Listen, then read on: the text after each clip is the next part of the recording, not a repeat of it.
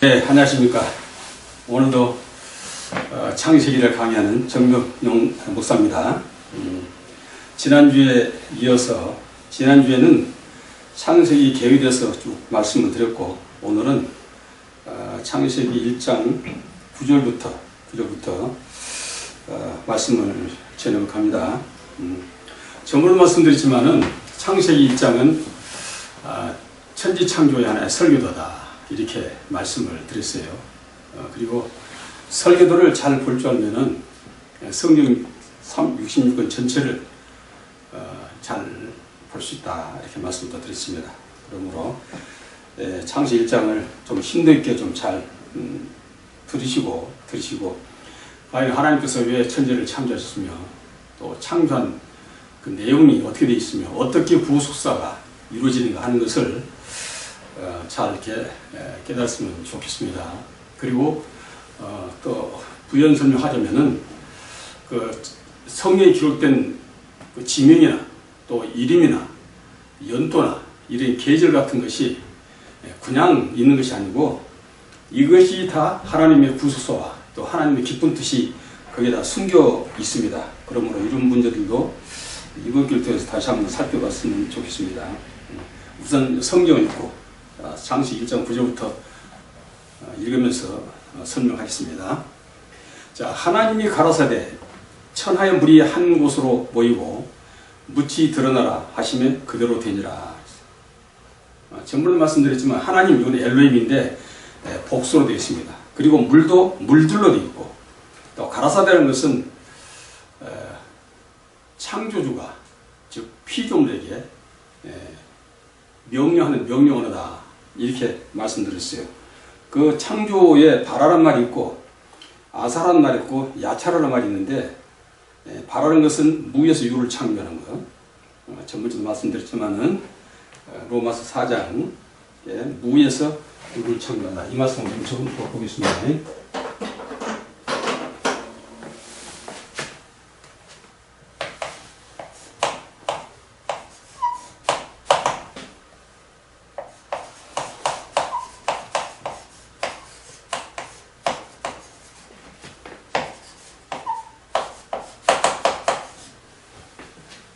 그 다음에 아사란 말씀입니다.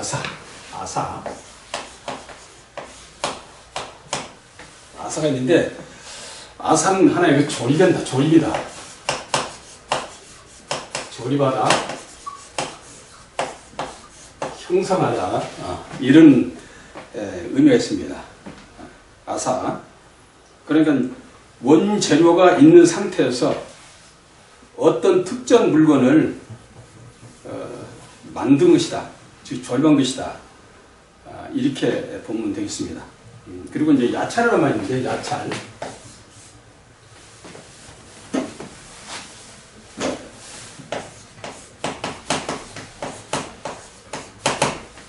말이 있는데, 야찰이라는 말은 조립은 조립인데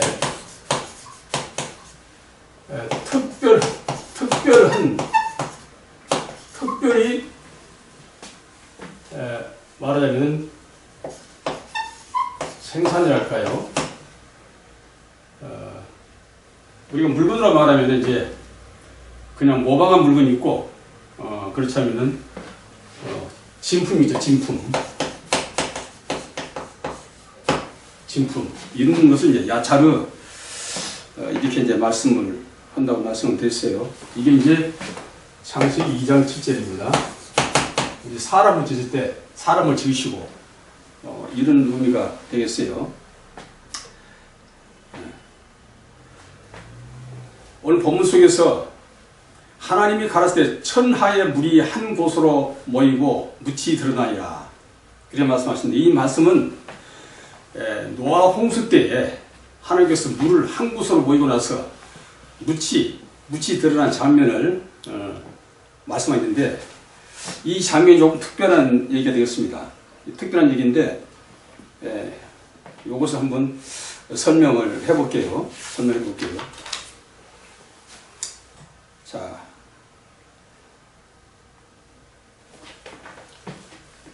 천하의 물이 한 곳으로 모이고 묻이 드러났다 했어요. 묻이.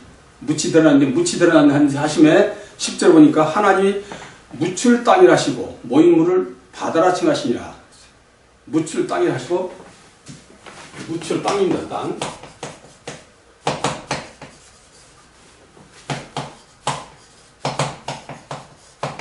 바다라 칭하라.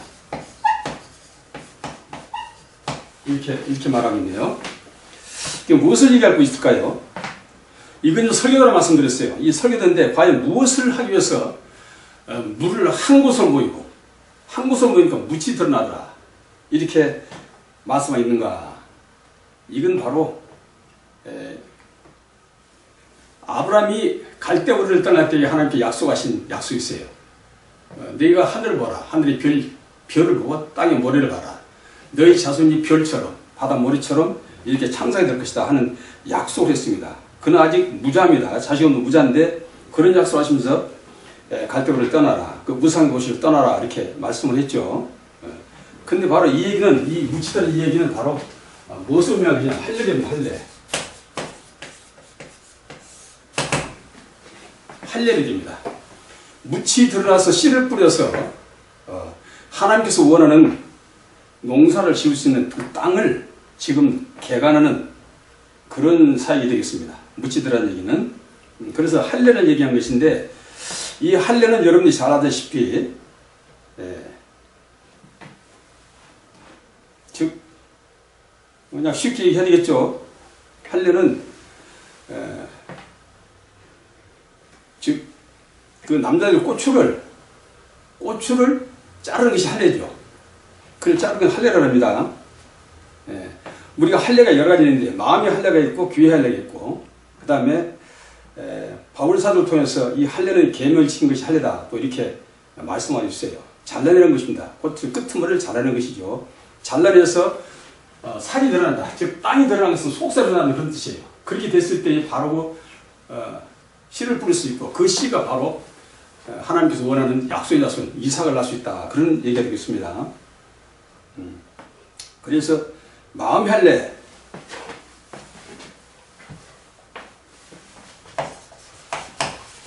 에레미야 6장 마음의 할례는 에레미야 6장 10절 되겠습니다. 10절을 보면은 마음의 할례 나와요. 에레미야 6장 10절을 보면은 마음의 할례. 성경 한번 읽어보시고 말씀을 드려보겠습니다.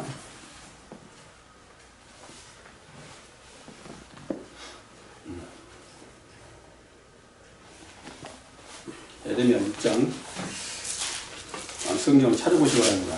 에레미야 6장 10절이에요. 10절을 보시면은 내가 누구에게 말하며 누구에게 경책하여 듣게 할고 보라. 그 귀가 할례를 받지 못하므로 듣지 못하느니라. 보라 여호와의 말씀을 그들에게 자기에게 욕으로 여기고 이를 즐겨 아니하나니 그랬습니다. 이제 마음의 할례와 귀의 할례 있는데 귀의 할례라는 것은 우리가 요한복음 그 8장 43절에 보면은 예수님께서 그 바리새인들을 유대인과 바리새인들을 놓고 쭉 청기다 말씀을 전파합니다. 그런데 그들이 아무리 3년 동안 공시했고 그렇게 말씀을 전했어도 알아듣지 못해요. 그래서 예수 하신 말씀이 너희들은 바로 들을 수 있는 귀가 없다. 들을 수 있는 귀가 없다. 그러므로 귀의 할례를 받아라. 그렇게 말씀하시면서 듣지 못한 것은 깨닫지 못한 것이다. 라고 말씀을 하죠. 마음의 할례는 에스겔 44장 9절입니다. 제가 좀 적었는데 에스겔 44장 여기는 귀의 할례고 여기는 마음의 할례입니다. 마음의 할례 받아라. 이렇게 나오죠. 마음의 할례를 받으라는 것은 무슨 뜻일까요? 우리가 보통 하나님의 말씀을 받을 때 마음으로 받아라. 신비의 세계라 이제 그런 말씀들을 많이 합니다. 그런데 마음의 말씀을 받은 자와 생각의 말씀을 받은 자의 차이가 하늘과 땅 차이입니다. 그래서 생각으로 받은 사람들은 판단하고 정죄하기를 즐겨하지만 따지기를 하고 그러나 마음으로 받은 사람들은 감동으로 받기 때문에 그 말씀을 그대로 아멘으로 수용을 합니다. 그런 차이가 있기 때문에 이 말씀을 잘 살펴보시고 우리들이 과연 말씀을 공부할 때 어디를 갖고 있는가 한번 살펴보셔야 됩니다. 이걸 하면 히브리서 한번 보고 가겠습니다. 히브리서 8장을 보게 되면은, 자, 8장 10절 볼까요?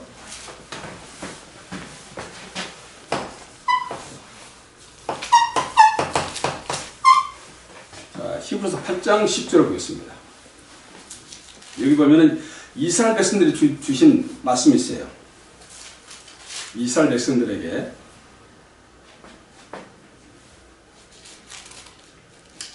장 10절. 자, 제가 읽겠습니다. 또 주께서 가라사대 그날 후에 내가 이스라엘 집으로 세울 언약이 이것이니 내 법을 저희 생각에 두고 저희 마음에 이것을 기록하라. 법을 생각에 둔답니다. 여기는 생각이야.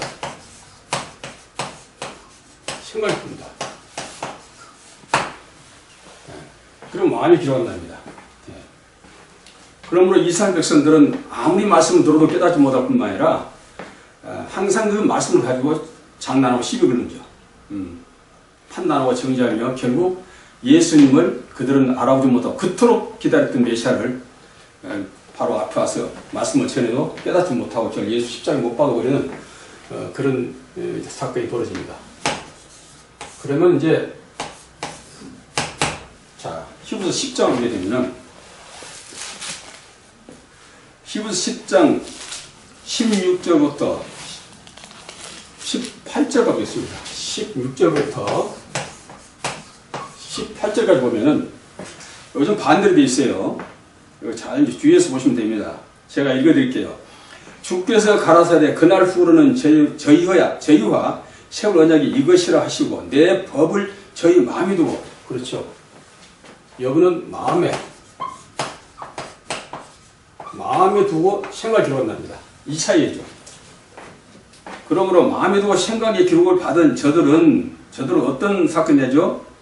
저들은 저희 죄와 저희 불법을 17절에 저희 죄와 저희 불법을 내가 다시는 기억지 않냐 것이다. 아무리 큰 죄고 불의한 죄를 지었다 할지라도 하나님께서 우리 죄를 기억지 않냐면 우리는 완전한 자입니다. 그런데 내가 아무리 회개를 많이 하고 돌이켜서 진리 안에 산다 하면서도 내 죄를 하나님께서 사면하지 아니하시고 그것을 기억하고 계신다면 그는 여전히 죄 가운데 죽게 될 것입니다. 그러므로 하나님께서 우리 죄를 기억지 아니하셔야 된다. 이것이 큰 문제죠. 자, 18절에 이것을 사하셨은즉 다시 죄를 위하여 제사를 드릴 것이었다. 결국 하나님 법을 마음에 든 사람들은 제사가 필요 없답니다. 제사는 예배입니다. 예배가 필요 없답니다.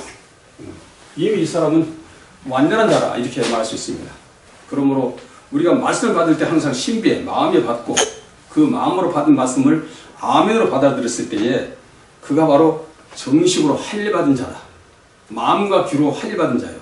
또 마음과 귀로 할례 받은 자는 결국 완전한 할례는 우리가 바울 사도가 말합니다. 바울 사도가 고전 7장 19절이죠. 여기에 보면은 마음과 귀의 할례는 결국으로 하나님의 계명을 지킨 것이다. 그럽니다. 하나님의 계명 지킨 것이 할례다. 이렇게 말씀하시죠.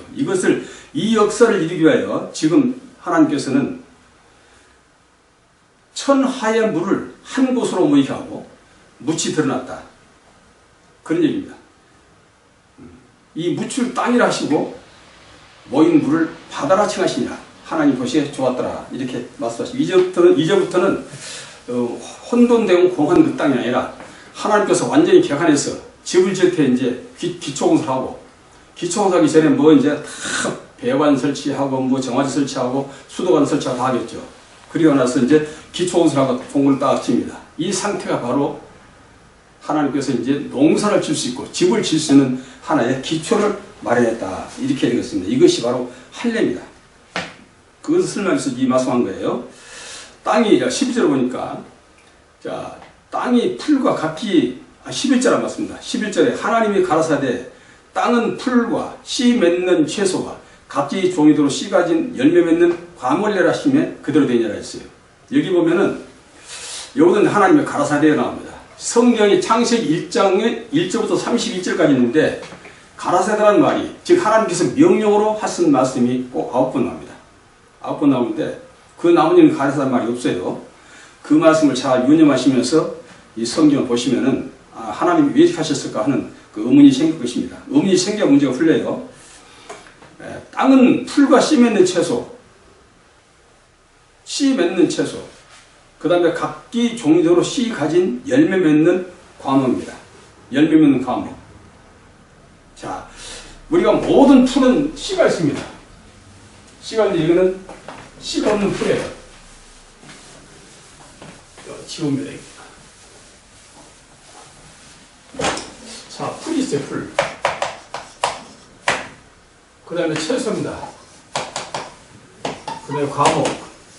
이렇게 있어요. 근데 여기는 씨가 없습니다. 씨가 없어요. 여기는 씨가 있고. 자, 이렇게 나와 있어요. 그런데 씨 없는 풀이 있어요? 씨가 없는 풀은 없답니다. 저는 자세하게 그걸 잘 모르겠지만 어쨌든 씨 없는 풀이 있으면 과연 어떻게 씨가 번식할 수 있겠어요? 씨 없는 풀입니다. 그 이상하죠? 그 다음에 열매 맺는 씨 맺는 채소, 이건 뭐 여러분들 이해하실 테니까. 그 다음에 각기 종류대로 씨 가진 열매 맺는 과목. 여기서 열매 맺는 과목은 열매를 맺어봐야, 여기는 열매가 달려봐야 알 수 있는 것입니다. 열매가 원래 달린 나무예요. 여기는 달린 나무인데, 이 달린 열매가 달린 나무를 내라, 그런 뜻이에요. 얼른 것은 무화과나무를 예수님께서 열매가 없으므로 저주한 사건이 나옵니다. 그런데 무화과나무라는 것은 무슨 뜻일까요? 무화과나무라는 것은 꽃이 없는 과일. 무화과는 과일이 아니고 하나의 수술입니다. 수술이 과목이 아니라는 것이죠. 과일이 아니라는 것이죠. 수술이 과목처럼, 과일처럼 이렇게 보이는 것이고, 그렇게 얘기하고 있습니다. 그러나 무화과는 꽃이 없는 열매에서 무화과 그렇게 말하고 있죠. 무화과는 이스라엘 백성들을 예칭하기도 하고 예수님 자신을 무화과나무로 비유하기도 합니다. 그리고 유대인들을 무화과로 비유하게 돼요. 이스라엘 사람들은 포도나무, 또 예수님도 포도나무도 비유하기도 하죠. 그러나 무화과는 열매 맺지 못한, 지금 말하자면 수술밖에 없는 그런 과목이다. 그래서 지금 이렇게 말씀하고 있어요. 열매가 달려봐야 압니다. 열매가 달려봐야 아는 것이 바로 열매 맺는 각기 종류대로 열매 맺는 과목을 내라 하시면 그대로 되어 있습니다. 자, 하나님 말씀은 진리죠. 하나님 말씀은 진리입니다. 요한복음 17장 17절은 하나님 말씀은 진리임했어요. 진리라는 것은 변하지 않는 것, 또 되라면 되는 것입니다. 우리가 잘 아다시피 요한복음 14장 6절로 나는 길이 진리 생명이니 나를 말미암지 않고는 아버지를 갈 수 없다 했죠. 바로 예수님 자신이 진리입니다. 예수님 자신이 진리예요.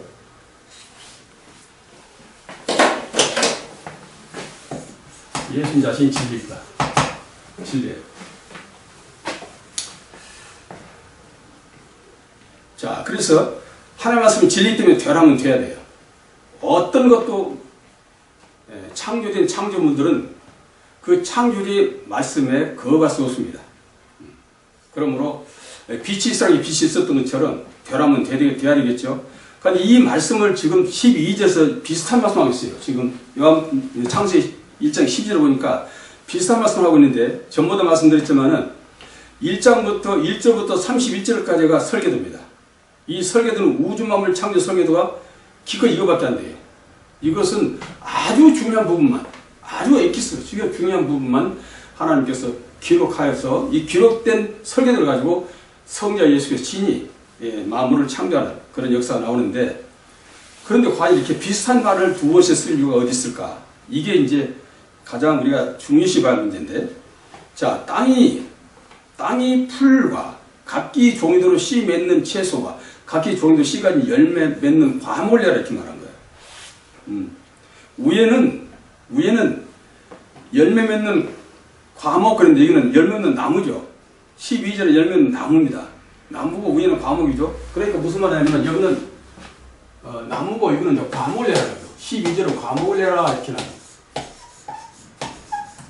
이건 무슨 말이냐면은 여기는 이미 열매가 달렸었던, 얼른 말해서 금년에 열매가 없었지 작년까지 열매가 달렸었던 그런 나무예요. 여기는 열어봐야 합니다.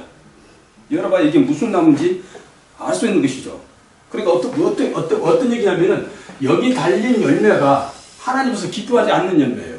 하나님께 원하는 열매가 아닙니다. 그렇기 때문에 내가 기뻐한 진짜 과일나무로 네가 맺어져라 하는 의미가 됩니다. 이거 다시 말하면 뒤에 나오겠지만 창세기 26절과 여기 27절이 나옵니다. 여기는 바로 육의 자손이고 여기는 영의 약속의 자손입니다. 약속의 자손을 내라는 그런 뜻이에요. 즉 여인 후손이죠. 그걸 의미하고 계신데 잘 보시면은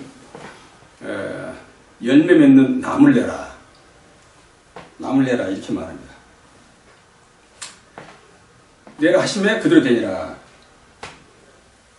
우리가 이제 성경의 마태복음 7장을 보면은 그런 말씀 나오죠. 같은 7장 보면은 그 7장 16절을 보면은 그런 말씀 나오죠.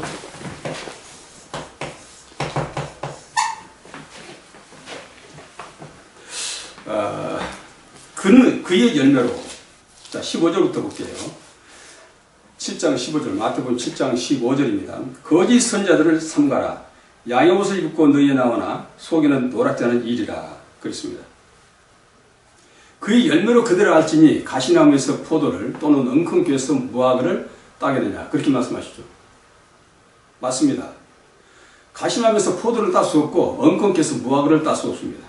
그런데 오늘날 이 말씀 무슨 말이냐면은 참으로 극산품 포도나무를 심었는데 하나님께서 원하는 그런 열매를 맺지 못하고 있다. 들포도를 맺혔다라고 이사서 나오죠.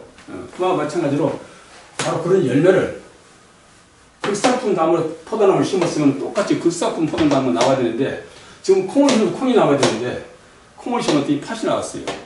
그러면 안 되죠. 그래서 정확하게 하나님 기뻐하신 밤을 내라. 그런 의미가 되겠습니다. 이것이 이제 하나의 하나님 형상을 준 사람을 창조하는 하나의 그림자로서 나타나는 말씀이 11절, 12절이에요. 그래서 이게 좀 중요한 말씀인데, 그런 의미를 알고 이제 지나갑니다. 자, 13절 보니까 저녁이 되면 아침 되니 이는 셋째 날이었어요. 자, 저녁이 되면 아침 되니 이는 셋째 날이다. 13절이요. 아침이 되니 좋았더라. 좋았더라, 이건 토부란 얘기인데, 유쾌하다. 내가 지금 마음이 상쾌하고 유쾌하다. 막 그런 얘기죠. 근데 저녁이 되고 아침이 되니 이걸 우리가 좀 유심해야 돼요. 하나님의 천지 창조를 어떻게 얘기합니까? 저녁이 되고 아침이 되니 첫째 날, 또 저녁이 되고 아침이 되니 첫째 날, 이렇게 둘째 날 이렇게 말합니다. 자, 그러면 봅시다. 우리가 이제 시간을 보겠습니다. 이거 12시에요. 6시, 3시, 9시 됐습니다. 근데 하루는 우리가 24시간 이렇게 만들었네. 하루가 24시간 이렇게 시계를 보면 안 돼요.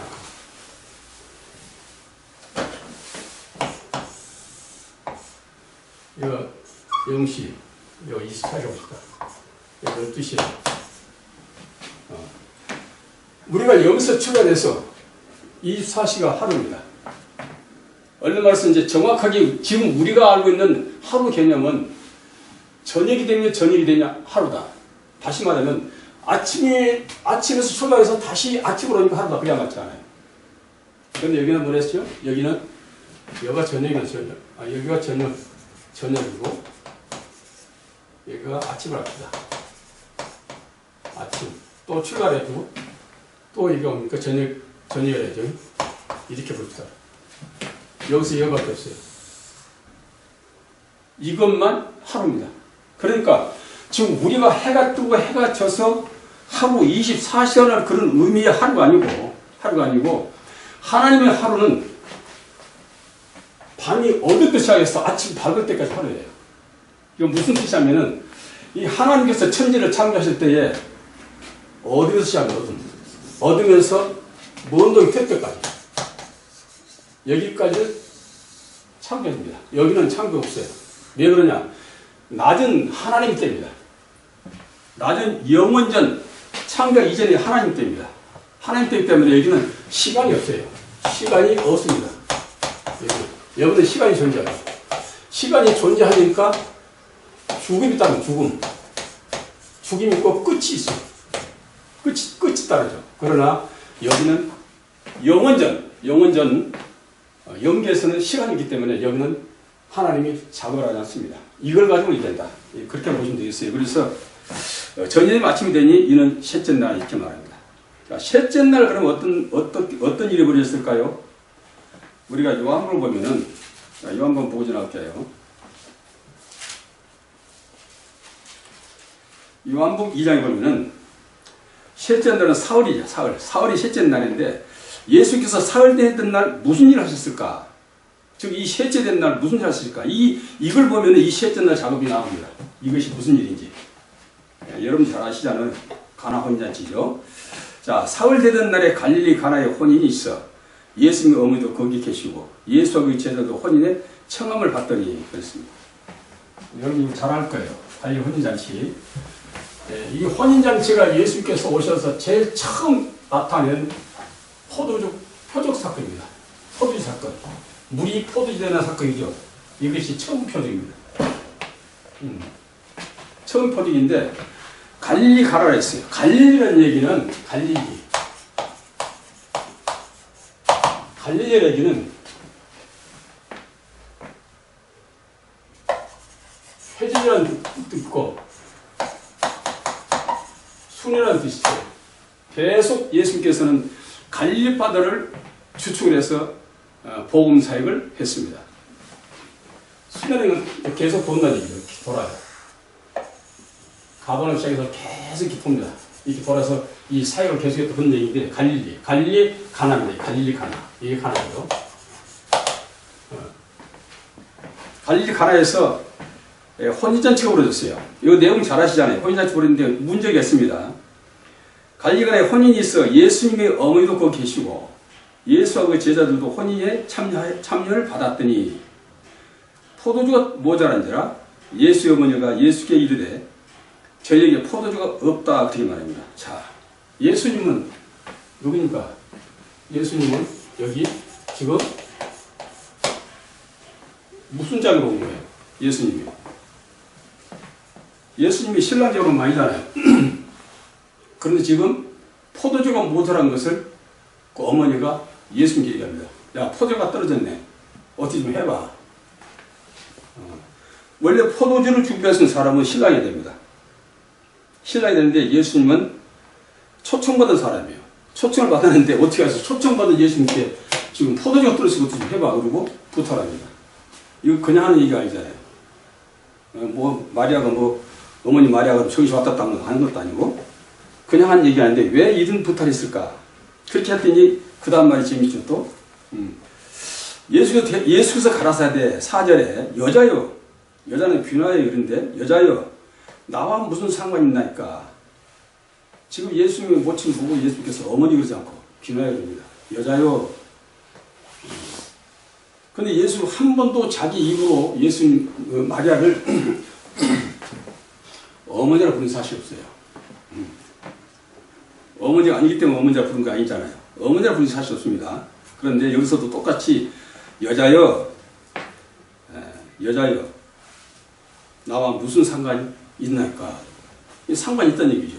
지금 이 마리아는 예수 어머니 마리아는 하나의 성령으로 일하고 있어요. 성령의 예표로 일하고 있습니다. 그런데 그 성령의 예표로 일하는 그 마리아가 정신 나간 말로 하는 것도 아닐 테고 분명히 예수님께서 이게 오신 목적이 무엇인지를 지금 밝히고 있어요. 어떤 신분이라는 걸 밝힙니다. 이 신분은 바로 무슨 얘기입니까? 예수님이 네가 바로 신랑이야 그런 뜻이에요. 너는 신랑이 자기가 온 거지 너는 축하해주는 그런 자리로 온 것이 아니다. 그런 얘기입니다. 너는 들러도 아니고 그렇다 그런 얘기입니다. 그래서 그 얘기를 합니다. 그러니까 뭐랍니까? 그래서 여자 나이는 상관이 있나니까 내 때가 아직 이르지 않았다. 때라는 것은 전도서 3장 1절부터 쭉 나오고 때와 시기는 하나님 정하십니다. 때와 시기는 하나님 정하십니다. 그런데 내 때가 아직 있다 그런 거예요. 그러니까 무슨 말이냐면 내 때가 되면은 내가 그 어머니께서 내게 부탁한 그 말을 내가 이룰 수 있을 것입니다. 그런 얘기예요. 그러나 아직은 내 때가 아니네요. 그런 얘기예요. 그 때라는 것은 무슨 뜻이냐, 무슨 때를 얘기하냐면은 지금 예수께서 하신 이 때라는 것은 예수님 자신의 신분이 누군지 정말 신랑이라는 신분을 아는 자가 나타났을 때가 됩니다. 즉 구속사를 이루하여 십자가에서 물과 피를 쏟으심으로 그의 증거를 드러낼 수 있다는 것을 아는 자가 나타날 때입니다. 그래서 그 때를 지금 마리아가 얘기합니다. 누구한테? 하인한테 얘기합니다. 5절에 그 어머니가 하인들에게 이르되 너희에게 무슨 말씀을 하시는지 그대로 하라. 그렇게 말합니다. 만약 이 하인은 노예들입니다. 노예들. 그 당시 하인들은 개수도 안 들어가요. 물고추겠습니다. 근데 만약에 물고추한테 이 전혀 권리가 없고 죽으면 죽어라 할 수밖에 없는 죽음을 당해도 누구한테 하소연할 수 없는 그런 그 하인들에게 지금 다 떨어진 포도통에다가 물을 채우라고 해요. 물을 채워가지고 그것을 회당장에 갖다 드렸을 때에 과연 그것을 순종할 수 있는 사람이 있겠냐는 얘기죠. 그런데 그때 순종합니다. 이게 바로 때가 된 겁니다. 때가 되니까 결국 하인들이 시킨 대로 그 6항아리 통에다가 물을 부어서 회당장에 갖다 드린 사건. 여러분 잘 아시잖아요. 그랬더니 회당장 하는 말이 야, 참 희한하다. 어찌 사람들이 처음에는 그냥 적당한 술을 갖다가 먹이고 나서 취하면은 좋은 것 같더니 취하면 나중에 그냥 적당히 갖다 줄 텐데 야, 지금 취한 상태에서 어떻게 기왕기는 이 술을 가져가느냐, 술을 가져가냐라고 의아해합니다. 이 사건이 나오죠. 옆에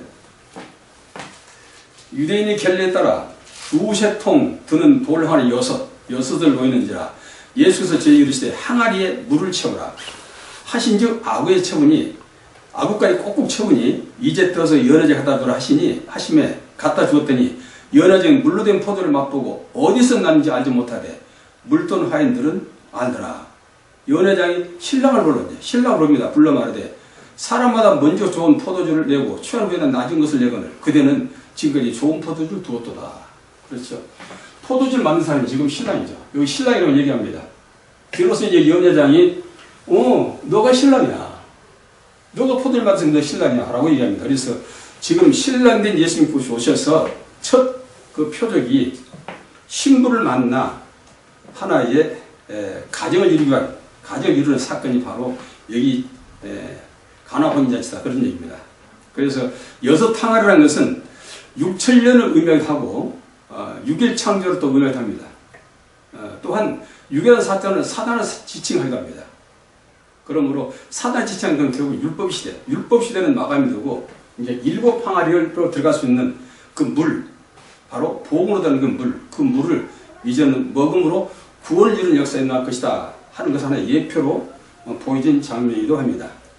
그래서 이것이 바로 셋째 날 되어진 사건이다 그런 얘기예요. 다시 이제 창세기로 넘어가 보겠습니다.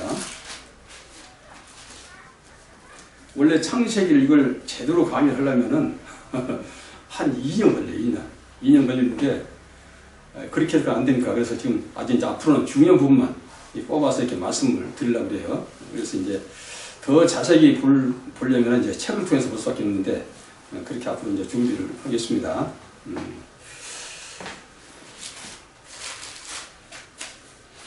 다시 창세기 갑니다. 창세기 가서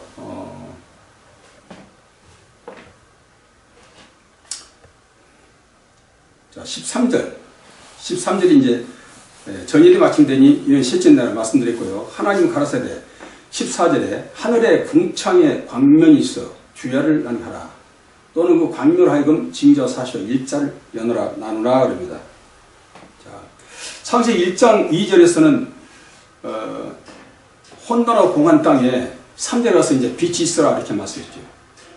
여기 빛은 창조가 아닙니다. 빛이 있으라 이렇게 말해요. 있으라. 드러나라 나타나는 뜻이죠. 그거는 지었단 말이 없습니다. 바로 이 빛은 바로 조물주빛, 예수님 자신을 의미합니다. 요한복음 1장 5절에 빛이 세상에 있으나 어둠이 깨닫지 못하다 그랬죠. 그래서 그 빛으로 말씀하셨고 여기는 지금 이제 창조한 빛이란 얘기죠. 자, 하늘에 궁창에 광명이 있어 주야를 나누게 하라. 또 그 광명으로 하여금 징조와 사수와 일자와 연할 이루라 그렇게 말합니다. 이건 일자와 연할 이루라는 얘기는 예수께서 오셔서 이 구속사를 전체를 앞으로 66권 전체 속에서 계시록까지 완성될 이 사건을 하나의 일자로 연한으로 사시로 어떤 그 꿈과 환상과 어떤 그 계시로 여러 가지 모양으로 여기서 이제 조명할 것을 말씀하겠습니다. 또 그 광명이 하늘의 궁창에서 땅에 빛을 하시고 빛을 하시니 그대로 되니라 그랬습니다. 하나님 두 큰 광명을 만드사 큰 광명으로 낮을 주관하시고 작은 광명으로 밤을 주관하시며 또 별들을 만드시고 하나님 그것들을 하나님의 하늘에 궁창에 두어 땅에 비치게 하시고 여기도 이제 만들라 해서 다 만드사 두 큰 광명으로 만드사 그랬어요. 만드사.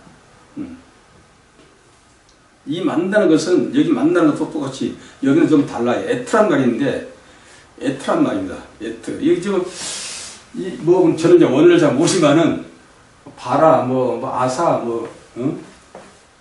야찰 뭐 여러 가지 말씀 나오는데 여기서는 또 좀 달라요. 만든다는 말이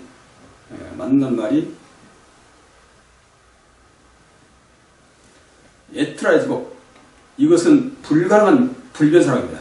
불가능한 불변사 이렇게 나와요. 불가능한 불변사 이렇게 나옵니다. 그리고 이 단어는 항상 그런 것은 아니지만 일반적으로 산문에서 동사의 목적어와 정보선에 의해 결정되는데 나온 말이라는 것이 대격으로 시사한다는 것보다 더 중요한 것은 에트의 기능이 이 단어를 수반하는 단어를 강조하겠다 그렇게 말하고 있습니다. 여기 만들다는 말이 그렇게 되어 있어요. 큰 광명으로 낮을 주관하게 하시고 작은 광명으로 밤을 주관하신다. 물론 이제 큰 광명은 우리 이제 태양을 얘기할 수 있고 밤을 주관하는 광명은 이제 달을 의미할 수 있습니다. 그런데 이건 이제 그대로 문자적으로 보면 어떻게 되겠죠? 문자적으로 보게 되면은 그냥 달이고 밤에는 달이 뜨고 낮에는 해가 뜬 거야 이렇게만 생각할 수 있어요. 그런데 우리는 하나님 말씀은 요한복음 6장 63절에 하나님 말씀이 영이요 생명이었어요. 하나님 말씀이 영이요 생명이라. 그러니까 하나님 말씀이 영이요 생명이라는 주제를 가지고 이 말씀을 또 생각해 봐야 돼요. 밤을 주장하는 빛이 있을 것이고 낮을 주장하는 빛이 있을 것이다. 낮을 주장해서 과연 빛은 무엇이며 밤을 주장하는 빛은 무엇일까 이런 얘기죠. 자, 우리가 하나님의 창조사 속에서 항상 하나님의 종들만 일한다고 생각하면 안 됩니다. 오히려 밤을 주장하는 사단의 권세가 오히려 하나님의 역사 속에서 크게 일하고 있어요. 왜냐하면은 자, 우리가 빛이 들어와야 돼요. 빛이 들어오려면 어디로든 빛을 효과를 내지 못합니다. 아주 캄캄할수록 조그만 빛이 들어와도 밝아지는데 이 밝은 대낮에 만약에 내가 등불 들고 다니면 사람들이 뭐라 하겠어요? 정신 나갔다. 미쳤다 그럴 거예요. 그러나 깜깜 밤에 등불 들고 다니면은 사람도 다 모이든지 길을 찾을 것이고 날파리까지 와서 길을 찾을 것입니다. 같이 동행할 것입니다. 이와 같이 어둠으로 말미암아 이 땅은 하나님의 창조에서 이루어지고 어둠이 엄청난 그 역할을 하고 있다. 구속사 중에서 역사하고 있다. 즉 예수께서 십자가에 못 박혀 죽지 않았다면 어떻게 이 땅 구속사가 이룰 수 있겠어요. 그러나 반드시 이 사건은 이런 일들은 어둠이 먼저 역사하고 있다. 그래서 하나님께서는 아까도 얘기했지만 밤이 되고 아침이 되니 첫째 날입니다. 아침이 되고 밤이 되지 않았어요. 밤이 되고 아침이 되니 죄가 관영할 때 내가 온다는 창세기 15장 사건처럼 죄가 관영할 때 이 땅에 관영할 때 내가 오리라 하신 약속처럼 지금도 이 종말 때 만나서 우리가 얼마나 이 세상에 죄가 관영하고 어두고 캄캄합니까? 모든 것이 다 흐트러졌습니다. 진리가 땅에 정말로 떨어졌고 불법이 성행하는 그런 시대가 되고 있잖아요. 이것이 바로 우리에게 하나의 사실로 하나로 쌓인 우리에게 보여주고 있다. 그러면 마태복음 10장에도 너희들이 해가 뜨면 자 한번 보겠습니다. 마태복음 10장에 아침에 마지막 때 시대의 표적이 됐습니다. 또 예수께서 제자들에게 하신 말씀이 있어요. 영화상 좀 보고 갑시다. 자 16장 2절에 보면은 마태복음 16장 2절에 보면은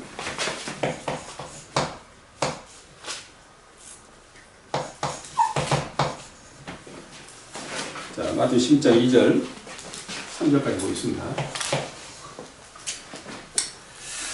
아침에 하늘이 붓고 흐리면 오늘은 날이 붓겠다 하나니 너희가 청기는 분별할 줄 알면서 시대의 표적은 분별하지 못하느냐. 자, 2절 읽어야 되겠네. 너희가 저녁에 하늘이 붉으면 날이 좋겠다고. 그렇죠? 아침에 하늘이 붓고 흐리면 오늘은 날이 붓겠다 하나니 너희가 청기는 분별할 줄 알면서 시대의 표적은 분별할 수 없느냐. 그렇다면 이 청기를 통해서 시대를 알 수 있어야 된다는 얘기죠.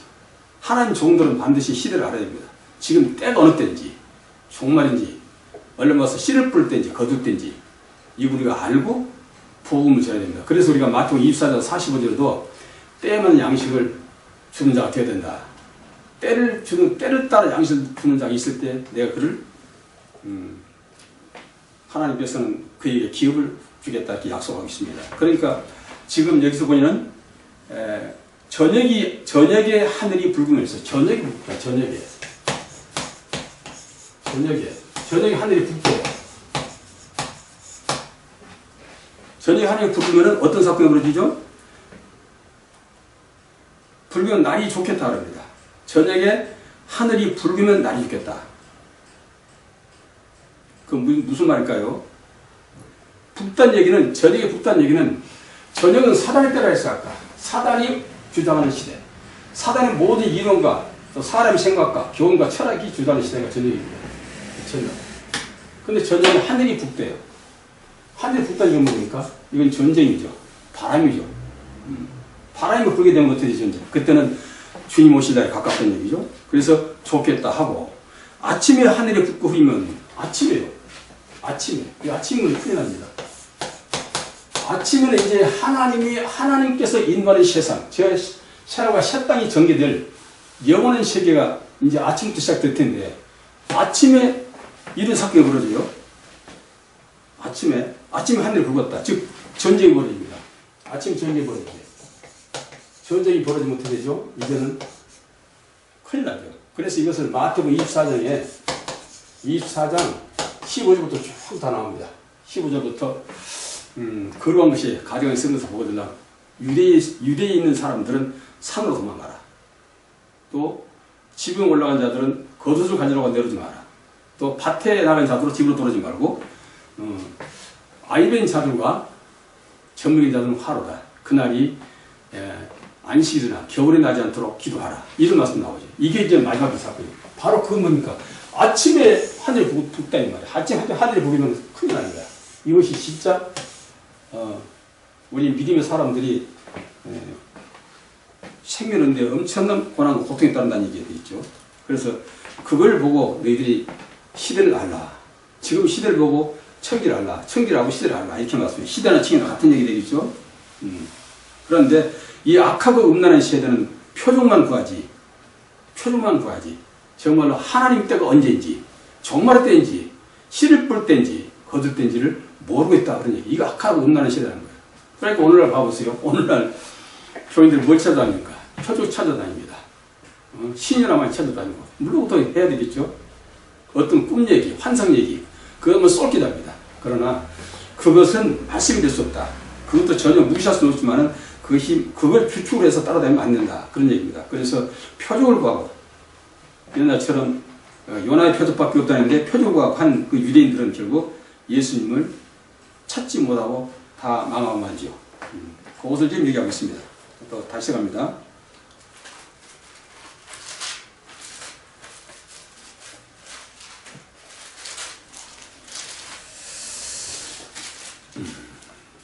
자, 그래서 이제 광명을 이렇게 주관하라 이렇게 말씀하셨고요.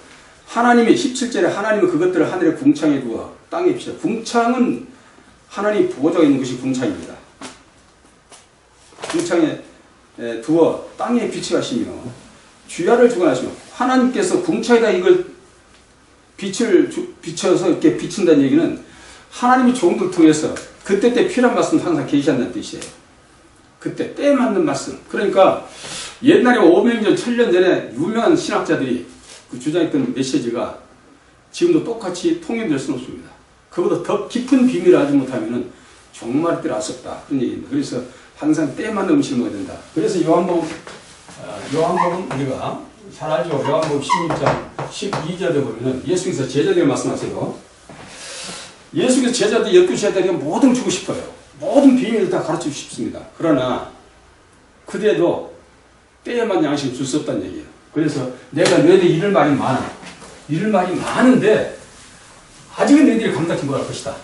그래서 이럴 말이 많이 있어도 비밀한 말씀을 다 주지 못한다. 이렇게 말씀하십니다. 그렇기 때문에 바로 때가 돼야만 약속의 말씀이 있다. 즉 성령 시대의 말씀이 있고 예수 시대의 말씀이 있고 선제 시대의 말씀이 다르다는 얘기죠. 말이 다르다는 얘기가 아니라 깊이가 다르다는 얘기입니다. 그래서 이제 그 말씀을 잘 생각하면서 항상 오늘 기도할 때 하나님 계시를 통해서 더 깊은 하나님 비밀의 말씀을 깨닫기 원합니다. 라고 기도할 수 있어야 됩니다. 그것이 바로 누가복음 11장 13절입니다. 누가복음 11장 13절에 뭡니까? 뭘로 하십니까? 오직 성령으로만. 성령으로만 비밀한 말씀을 깨닫게 해주십니다. 성령으로만. 그래서 성령의 증거한 말씀만이 그때 때에 맞는 양식을 우리에게 공급해 준다. 이렇게 생각하면 되겠습니다. 그래서 바로 빛을 궁창해 줬다. 그런 얘기입니다. 자, 저대로 마침되니 이는 넷째 날이다 했어요. 넷째 날. 여기까지 넷째 날이에요. 그 다음에 하나님이 가라사대 물들은 생물로 번식해 하라. 참, 물들을 전번에 다 말씀드린 것 같은데, 물들.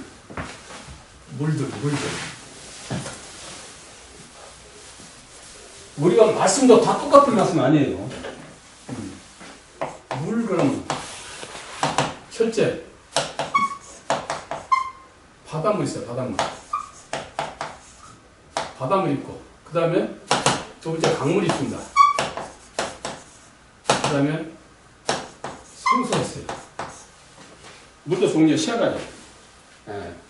그러니까 하나님의 종들이 증거한 메시지가 이 셋 중에 하나일 텐데, 주로 오늘날 어떤 말씀이 가장 많이 증거된가? 이 강물과 바닷물입니다. 생수는 많잖아요. 사실 생수는 많지 않습니다. 그럼 바닷물은 어떤 물인가? 바닷물은. 자, 에레미야 3장 10절인가? 잠시 보고요. 이거 안 했습니까? 에레미야 2장 13절. 에레미야 2장 13절이겠네요. 에레미야 2장 13절. 한번 보겠습니다. 13절. 이 바닷물이 어떤 물인가 보겠습니다.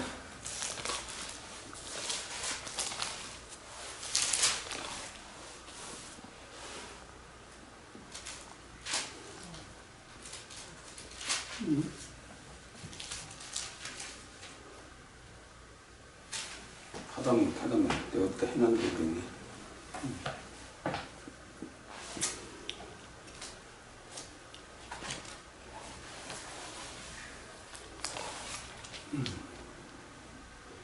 바닷물.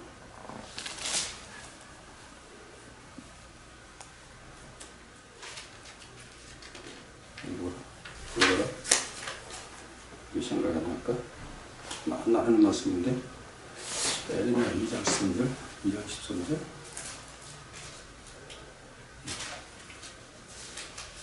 에레미야 애가를 보이네요. 예, 잠시요.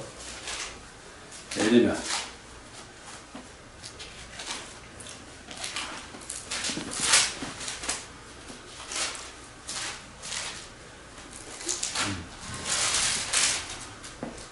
자, 맞습니다. 에레미야 2장 13절입니다. 맞아요.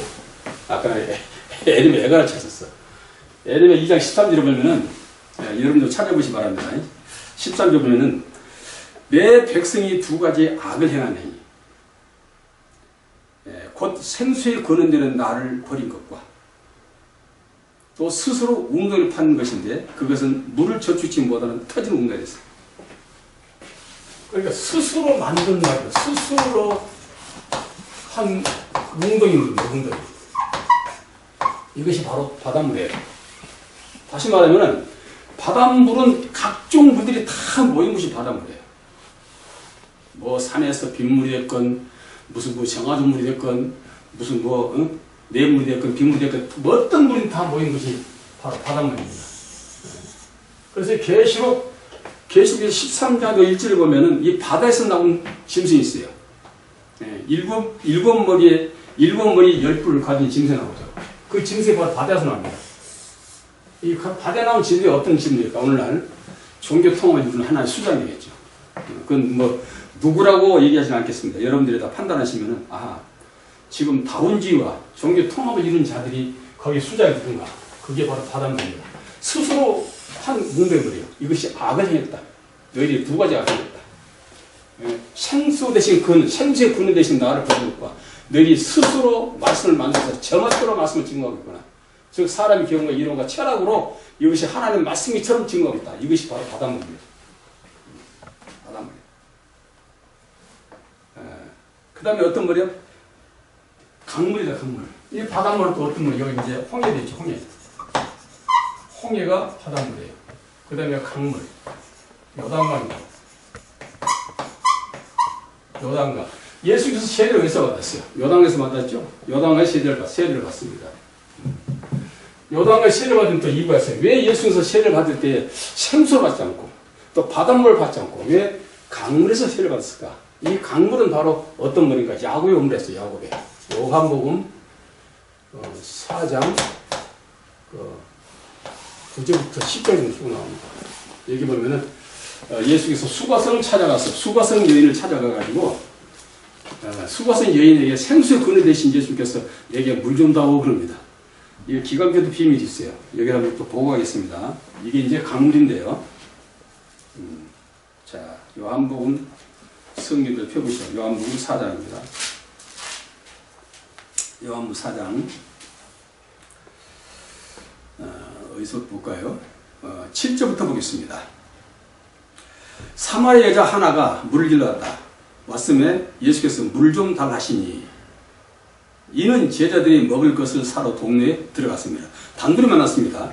사마리아 여자가 가로되 당신은 유대인으로서 어찌하여 사마리아 여자 나에게 물을 달라 하나이까 하나 이는 유대인이 사마리인과 상종치 아니함이라.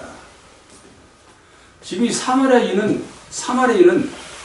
그 야곱의 우물입니다. 야곱이 파는 우물을 먹고 살았던 사람이죠. 그리고 그가 12시가 됐어. 12시가 됐어. 지금 이 물을 기르는 사람이에요. 많은 사람들은 사마리아인은 남편이 뭐 6명이니까 뭐 창녀 취급 이렇게 하는 경우인데 창녀 아니에요. 아주 신실한 자입니다. 그런데 이 여인을 찾아오셔서 일부러 그 사마리아 동네, 즉 유대인들은 가지 않는 사마리아 동네를 일부러 찾아오셔서 지금 이 여인이 이미 올 줄 알고 있죠. 12시는 예수께서 십자에서 운명하실 때입니다. 십자에서 물과 피를 쏟을 때, 그러니까 12시에 오신다는 얘기는 예수님께서 십자가 상에서 물과 피를 쏟는, 물과 피를 흘리는 그 시간입니다. 그래서 이 물과 피를 받아오는 여인이에요. 이게 바로 완전한 생수죠. 그런데 이때 주님께서 그에게 말합니다. 이걸 저도 얼마 전에 깨달았는데요. 어찌하여 생수 근원 대신, 생수의 근원이요. 에레미야 13절 생수 근원 예수님입니다. 생수의 근원 대신 예수께서 왜 먹어도 목마른 그 물을 떠온 그 여인에게, 수가라는 여인에게, 수가라는 것은 마지막이라는 뜻이에요. 마지막 여인입니다. 여인에게 그 물 좀 다오 라고 얘기했을까요? 생수를 잡수는 양반이 아주 그냥 오물 같은 물을 먹겠다고 달라겠어요? 여기서 우리가 무슨 발견합니까? 예수님은 의인을 구하러 온 것이 아니라 죄인을 구하렀다. 의인을 구하러 온 것이 아니라 죄인을 구하러 왔다. 이렇게 말씀하셨죠. 결국 죄 가운데 오셔서 죄인과 연합하기 위해서 오신 분이 예수님입니다. 그래서 육체로는 죄를 입으셨고 영으로는 신령함을 보신 거예요.